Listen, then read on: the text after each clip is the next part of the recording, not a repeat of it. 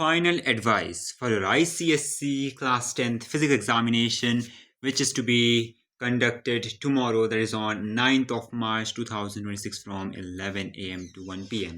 ये final advice है। बस आपको इन चीज़ों को ध्यान रखना है अपने फिजिक्स के पेपर को देने से पहले, जो आप आज कर सकते हैं। अभी जितना भी दिन बचा है आज के 6-7 घंटे आप जो पढ़ोगे, फिर सुबह उठोगे जब आप, फिर थोड़ा सुबह भी पढ़ोगे आप। और मेरी एक बात मानिए, आप हर एग्ज़ाम में अपना सकते हैं कि 9:30 बजे तक आपको जो पढ़ना है आप पढ़ सकते हैं। 9:30 के बाद आप मुझसे एक चीज़ प्रॉमिस कीजिए, आप बिल्कुल भी बुक को नहीं छूएंगे, कुछ भी चीज़ डिस्कस नहीं करेंगे।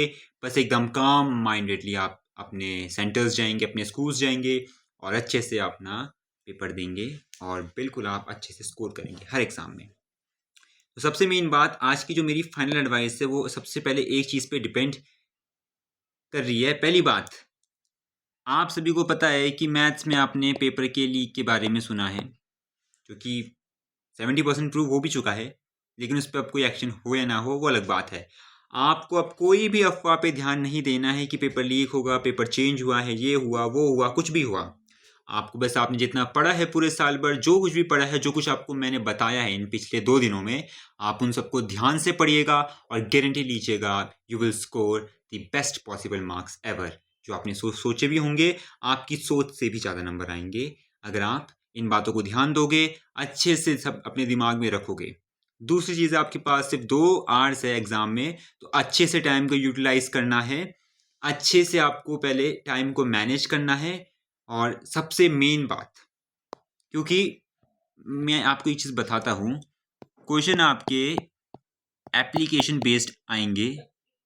पेपर का लगभग 25% एप्लीकेशन बेस्ड रहेगा। तो आपको इसे टैकल करने के लिए क्या करना है कि क्वेश्चन आपको समझना पड़ेगा। आपको एक रीडिंग मारनी है, 2 रीडिंग मारनी है और आपको क्वेश्चन को पहले ब्रेक डाउन करना है, फिर क्वेश्चन को समझना है कि ये पूछ क्या रहा है। आप क्वेश्चन देखोगे, पहले आप सीधा दिमाग में बना लो कि ये किस चैप्टर से है, किस टॉपिक से है। फिर उस टॉपिक को अपने दिमाग में रिकॉल करो और क्वेश्चन में उसे अप्लाई करो। आप इजीली कोई भी कैसा भी एप्लीकेशन टाइप क्वेश्चन आ जाए, कैसे भी कॉम्पिटेंसी क्वेश्चन आ जाए, आप उसे ईजिली कर दोगे। बाकी जो सिंपल क्वेश्चन आएंगे वो तो आप करोगे ही, कॉन्सेप्ट बेस्ड क्वेश्चन आएंगे वो आप ईजिली करोगे। और जो न्यूमेरिकल बेस्ड क्वेश्चन आएंगे, न्यूमेरिकल्स आएंगे, वो भी आप इजीली कर दोगे। इसके लिए मैंने एक separate numericals 20 marks plus guaranteed वाली वीडियो बनाई, उसे प्लीज़ देखिएगा। न्यूमेरिकल्स में बहुत हेल्प मिलेगी आपको उसमें। आपको ये सब करना है। फिर अगली बात ये है, सेक्शन बी में मैंने आपके लिए वीडियो, ये मेरा मेन मोटिव था जो सेक्शन बी के लेकर था।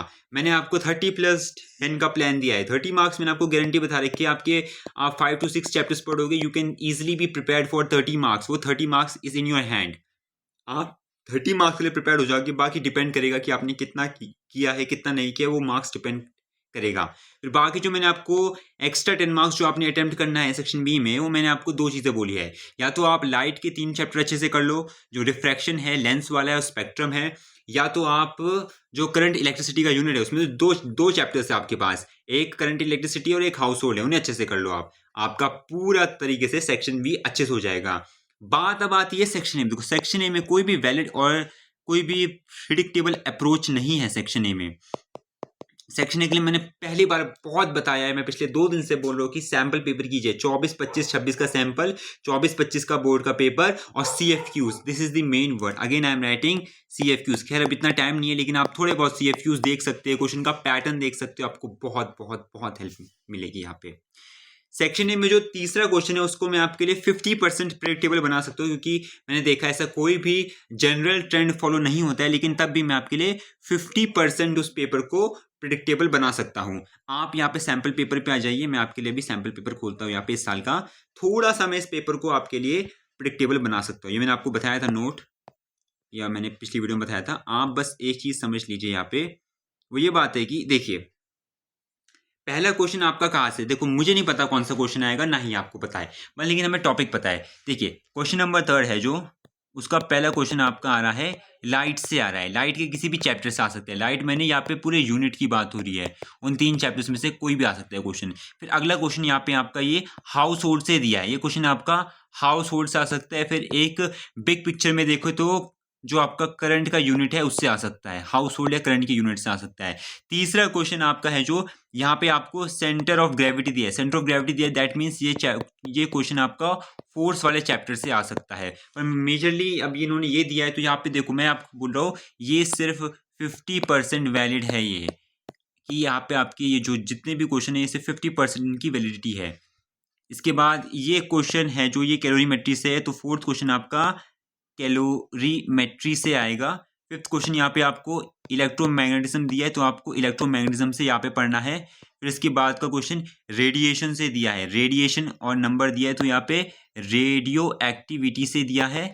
और लास्ट क्वेश्चन है ये आपका ऑप्टिकल फाइबर, ये सब आपको ऑप्टिकल सेंसर से दिया है। तो ये जो क्वेश्चन है ये आपका रेजोनेंस से, मतलब ये भी आपका साउंड से दिया है। तो ये कुछ भी हो सकता है। अब मैंने यहाँ पे बता दिया है, मैंने जो चैप्टर्स बोले हैं, पहला लाइट यूनिट बोला है, दूसरा मैंने हाउस होल्ड बोला है, या फिर मोस्ट प्रोबेबली करंट से आ सकता है, तीसरा आपका फोर्थ चैप्टर से है, चौथा आपका कैलोरीमेट्री से है, पांचवा आपका इलेक्ट्रोमैग्नेटिज्म से है, छठवां आपका रेडियो एक्टिविटी से, सातवां आपका साउंड से है। बाकी सेक्शन भी तो मैंने बहुत ही अच्छी तरीके से आपको बता रखा है। बाकी तो बोर्ड डिपेंड करेगा कि वो क्या देगा क्या ना देगा, वो तो अलग बात है। और प्लीज़ प्लीज़ ये सबसे इंपॉर्टेंट चीज़ है, ये वाली चीज़ मैं बोल रहा था। मैंने अपनी पिछली वीडियो में बता रखा कि अगर आपने मशीन्स चैप्टर पढ़ना है, मशीन्स चैप्टर में सिर्फ 2 ही चीज़ें इंपॉर्टेंट है। पहली इंपॉर्टेंट चीज़ है ब्लॉक एंड टैकल सिस्टम, आपको ब्लॉक एंड टैकल सिस्टम बहुत बहुत बहुत अच्छे से पढ़ना है। उसके बाद आपको लेवर वाला पोर्शन पढ़ना है, क्लास 1 क्लास 2 क्लास 3 लेवर, किसमें ह्यूमन बॉडी के रिस्पेक्ट में पढ़ना है। मैंने आपको बता रखा है पिछली वीडियो में फोर्स वाली, जिसमें आपको 1 शॉट दिया है। क्लास 1 लीवर कहाँ होता है, क्लास 1 लीवर आपका नेक में होता है। मैंने बता रखा है ना कि ये आपका फल्क्रम बीच में होता है, यहाँ पे आपका जॉइंट है, फल्क्रम बीच में है, लोड आगे है, एफर्ट आप पीछे से लगाते हो, तो ये नॉडिंग ऑफ हेड आपको दिया है, ये क्लास 1 लेवर का एग्जाम्पल है। क्लास 2 लेवर कौन सा है, क्लास 2 लेवर है कि आपको जो पैर है, जब आप पैर क्या करते हैं, आपने जमीन पे पैर ऐसे, ये आपका मैंने बताता हूँ, ये जमीन है, आपने ऐसा पैर टेक रखे, ऐसा पैर है, आप इस पैर उठाओगे तो क्या है, फल्क्रम इधर है, इसमें क्या है, लोड बीच में अगर एफर्ट पीछे से वो लग रहा है, तो इसमें ये भी नहीं है। तो ये सेकंड क्लास लेवल का एग्जांपल। थर्ड क्लास लेवल क्या है, जब आप हाथ से उठाते हो, हाथ से क्या है, लोड आपके हाथ में होता है, एफर्ट आप यहाँ से लगाते हो, बीच में आपका इस साइड आपका फल्क्रम होता है, ये वाला फल्क्रम है, एफर्ट आप यहाँ से लगा रहे हो। तो ये प्लीज इन्हें देख लेना, मैंने आपको उस वीडियो में अच्छे से बता रहा है, प्लीज मशीन से यही इंपॉर्टेंट है, प्लीज आप ये सब देख लेना। इसके बाद ये सब मैंने आपको बता रखा है। वापस आते हैं हम अपने मेन स्लाइड पे। यस, तो प्लीज़ ये सब आप कर लीजिएगा। बाकी मेरे पास आपके पास मैंने आपको बहुत कुछ बता रखा है। फाइनल एडवाइस में मैं अभी एक और वीडियो लाने वाला हूँ, इसमें आपको मैं पूरा लिख के दूंगा। एक मैं फॉर्मूला शीट की भी एक वीडियो लाऊंगा, उसी में अगली वीडियो में बहुत अच्छे से होने वाला, सब अच्छे से होगा। या एक फाइनल एडवाइस थी, प्लीज़ प्लीज़ रिवाइज कीजिए, सिर्फ रिवाइज कीजिए, हल्के फुल्के प्रैक्टिस कीजिए, लेकिन प्लीज़ हर कॉन्सेप्ट को अच्छे से समझिए, रिवाइज कीजिए। और एक प्लीज़ मेरी बात मान लीजिए, वो है मैं बड़े अक्षर में लिख रहा हूँ, प्लीज़ फैक्टर्स अफेक्टिंग जरूर पढ़िए, फैक्टर्स तो पढ़िए ही पढ़िए। आपसे बहुत हम्बल रिक्वेस्ट है, आप ये सब कर लेंगे तो आप इजिली 95+ तक स्कोर कर सकते हैं, अगर आपने अच्छे से प्रिपेयर किया है। अगर आपने किसी कारणवश प्रिपरेशन नहीं भी हो अच्छी, तो आप 100 में से यू कैन डेफिनेटली स्कोर 70+ और 80+ डेफिनेटली आपके आ जाएंगे। प्लीज़ आप मेहनत कीजिए, सब अच्छा होगा। Keep practising, keep studying. Thank you very much.